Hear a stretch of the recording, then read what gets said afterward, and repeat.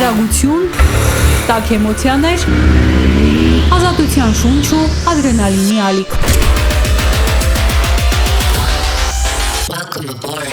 Մեծ հանրահավաքին հաջորդած մոտոերթի գաղափարն այս օրերին ազատությունից ապօրինի զրկված ուժեղ Հայաստանի համահիմնադիր Ալիկ Ալեքսանյանինն է։ Գործընկերներն ասում են, սա խոսք է նաև այն մասին, որ շինծու գործերով ազատությունից զրկել հնարավոր է, բայց ազատ միտքը բանտարկել հնարավոր չէ։ Ալիկին Ալեքսանյան ձերբակալեցին, ես որոշեցի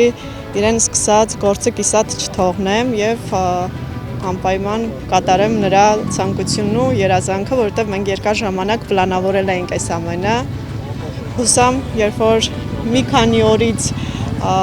իմ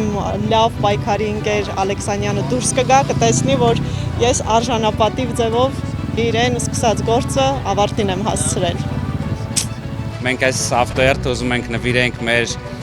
համար պայքարող մոտիկ ընկեր Ալիկ Ալեքսանյանին, որը այս պահին անազատության, ապօրինի անազատության մեջ է գտնվում։ Սասունցի Դավթի արձանից մինչև Ուլնեցի փողոց ձգվող երթը նաև իրազեկման յուրօրինակ ակցիա է, այն մասին, որ քաղաքով փոփոխության քամին է անցնում։ Գիտեք, որ բայկերները, մոտովարողները այսպես միշտ քամուն ընդառաջ են սլանում եւ այդ փոփոխությունների քամին արդեն եկել է։ Դա է խորհրդանշում։ Ազատության սիրահարների երթը հասնում է ուժեղ Հայաստան դաշինքի առաջնորդ այս օրերին տնային կալանքում գտնվող Սամվել Կարապետյանի առանձնատուն։ Անակնկալը ստացված է։